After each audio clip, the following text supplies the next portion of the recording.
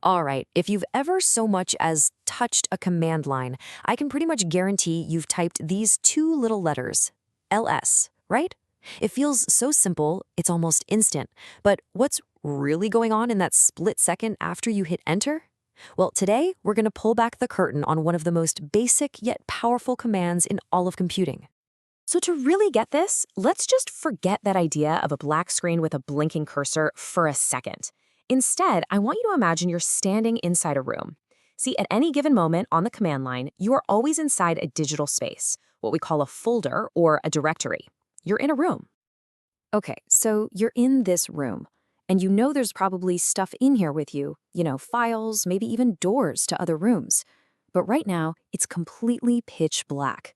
So the first, most obvious question you'd ask is, how do I turn on the lights? How do I see what's in here with me? And the answer is LS. That's it. The name itself is the biggest clue. It's just short for list. Typing LS is literally the command line version of flipping a light switch. Bam! All of a sudden, you can see a complete list of everything that's inside the room.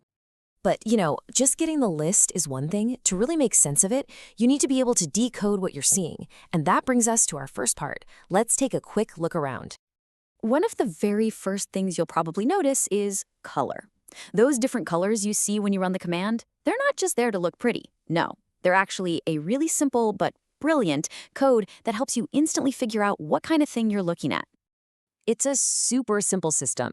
If you see something in blue, that's another room you can walk into. That's a directory.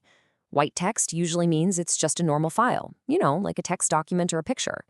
And green? Well, green is special. That's a program, something you can actually run right there from the terminal. Okay, so we can see the names of things, and we can see what type of things they are. But what if we want more detail? This is where we can upgrade our view by adding these little options to our command, and they're called flags. Honestly, you should just think of them as power-ups. So our first power-up is the L flag. That L stands for long list. Using LSL is like asking for a super detailed inventory of every single item in the room. It doesn't just give you the name, it tells you who owns it, how big it is, when it was last modified, all the good stuff. It is incredibly useful. Next up is the A flag, and A stands for all. See, most systems have these hidden files that a normal LS just won't show you.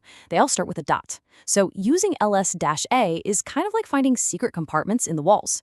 It reveals absolutely everything that's in the room, no exceptions. Now that long list we just looked at is great, but it has one kind of annoying little problem. It gives you all the file sizes in bytes, which sure is perfect for a computer, but for us, for humans, trying to figure out if 15360 is a big file or a small file, yeah, that's not exactly easy to do on the fly. And this is where my absolute favorite flag comes in, H for human readable. When you combine it with a long list flag, so you type ls-lh, the output just transforms. Instead of that long string of numbers, you get a nice clean 15K for kilobytes. It instantly translates that computer speak into a language we actually understand. It's a game changer. So we've seen what LS does, and we've learned how to make it way more powerful. But that leads to the biggest question of all, right? How does it actually work? Let's go behind the command. Here's the core secret. The LS command isn't a magician. It's a messenger. It doesn't magically know what's in the room. It's really just a simple program designed to do one thing really, really well. Ask the boss for information. And in this world, the boss is your operating system. The whole thing is just a simple four-step conversation. First, you type LS and hit enter. That's your order. Second, the LS program turns around, taps the operating system on the shoulder, and asks, hey, what's in this current directory? Third, the OS, which is in charge of the whole file system, looks it up and just hands back a list. And finally, the LS program takes that raw list and makes it look all nice and neat for you on your screen. That's it, a simple request and response. So there you have it. In just a few minutes, you've learned to decode the colors, power up your view with flags, and even uncovered the secret conversation that's happening behind the scenes. Your command line journey is officially off to a great start. The big takeaway here is this. You are now empowered. You're not just standing in a dark room anymore. You have the tool to flip on the lights, get a full inventory, and even find all the hidden secrets in any directory you enter. You now know how to see what is around you. But knowing what's in the room, that brings up an even more basic question, doesn't it? It's great that I can see all the stuff that's here, but where exactly is here? Which room am I actually standing in right now?